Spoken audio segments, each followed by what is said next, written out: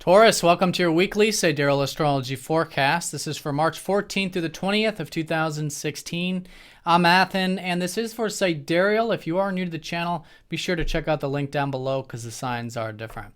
All right, so Taurus, this week we've got the integration phase of the solar eclipse energy.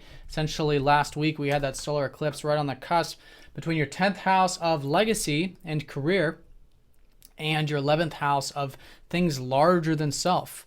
So there's new beginnings here with both of these areas, but they're the types of new beginnings, which is about really making change in your life. Where can you make some change in your career, your legacy, your productive side of life so that it is more in alignment with who you truly are?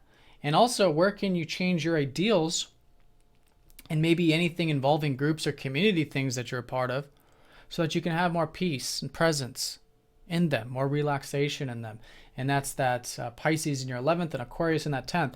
So it's all about change with the South Node. Now with the Sun in this 11th house, you have this awareness, you have this insight this week about where you can actualize your ideals, your dreams, your visions for the future, and maybe be a part of those groups or communities. That's a great area of energy for you with the Sun here. Okay. So going into this week, right at the beginning, we do have Venus, your ruler, squaring up to Mars. So as the beginning of the week, it's a good week to be to take action, because that's what the first quarter phase is really about. It's about, again, applying these changes here in these areas. But with your ruler squaring up to Mars, you could be quite assertive, quite direct, maybe with those relationships and one-to-one connections. Maybe there's more drive, more motivation to connect to new and existing partnerships. Whatever it might be, it's taking it nice and slow, patient, but still, you might have to take some action. You might be willed. And actually, through that intention, you might be needing to will yourself to do so in that sense. So it could be in the over or under extreme with that, but the important thing here is to listen to that, take whatever actions are necessary in that grounded and balanced sort of way, which is that square. So that could be specifically involving, not only relationships, but maybe getting some rest, some alone time, with Mars also ruling your 12th. Now, also this early part of the week, we have Mercury forming a few aspects, Monday and Tuesday. He's going to be opposing up to Jupiter, squaring up to Saturn, and sextiling up to Pluto. So with this one, with Jupiter, there's this integrating what's possible, which right now there's this shift, this new life path for you to really put energy into home or family, or your health, really get in contact with your roots and establish your roots in life, which is this new life path shift. Now to do that with Mercury's up here at the top of your chart. We'll be in your 10th this early part of the week. So it's about your mind, I think, being on the productive and career stuff. So it's really about merging and implementing these possibilities with establishing your roots, while at the same time applying that career stuff. Because the key with the 10th and the 4th is that we can't have career, we can't have anything productive if things aren't established and things aren't rooted in life, right? We have to have our personal life in order. So it's really merging and combining the personal and the productive and vice versa. And that's a good way of working with this. And in that sense, you ground the possibilities right now, which are unfolding for you, involving your roots and your foundations. You ground those possibilities with the practical, mental, big picture ideas or perspectives that you have at the moment.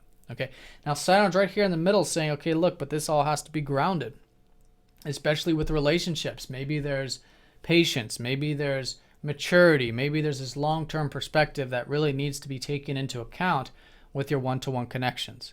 And I think that's good to listen to. That's holding it all together. Saturn is always the builder, but is like the builder this year because he's forming this T-square up to this north and south node configuration with Jupiter and Chiron and all this energy here on this angle here.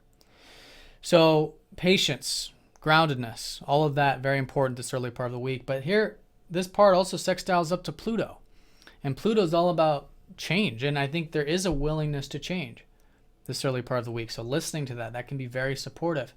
Perhaps even changing your personal life, changing home, changing family, changing your health. But not necessarily in changing them literally as much as it's changing your perspective and your attitude towards them. And that's a very good support with this configuration. Now, midweek, that Jupiter is going to trine up to that Pluto exact. So there is this willingness really supporting this right now. And I would say especially around midweek, could be some insights, there could be some motivation, some change wanted that could help you see and learn more about your personal life, home, family, health, etc. And then, of course, Jupiter is going to start to square up to Saturn going into next week. So again, that grounded approach. Now, as we get into Thursday, Mercury is going to go over that south node and Chiron and shift into your 11th house. So while I think you can be gaining energy this week in terms of the groups, the communities, accessing your true self, your ideals, the progressive, the innovative, thinking outside the box, now Mercury comes in here and it really activates, especially in terms of the thinking side of it. You just got more of that mental energy to think unorthodoxy, right? How can things be changed? How can you pivot into a new direction?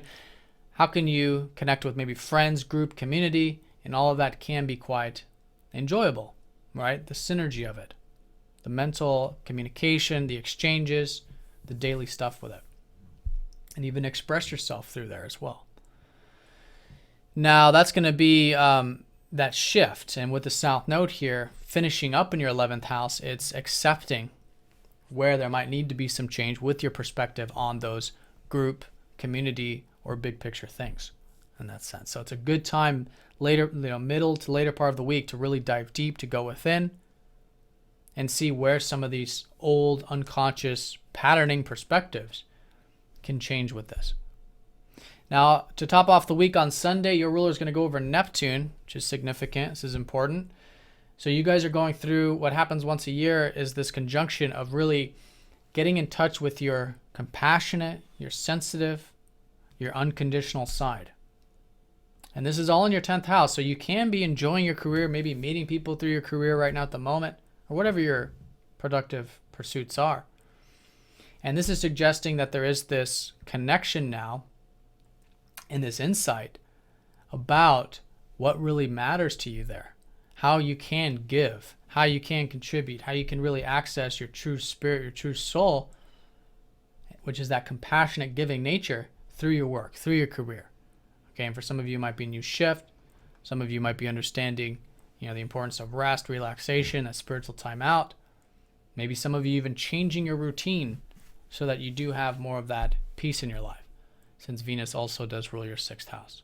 Okay, but it's all in the area of the career. So, generally for all of you really accessing how you can access that soul food of your career so it can be enjoyable, so it can feel like you're giving, you're a part of something that is larger than self in that sense.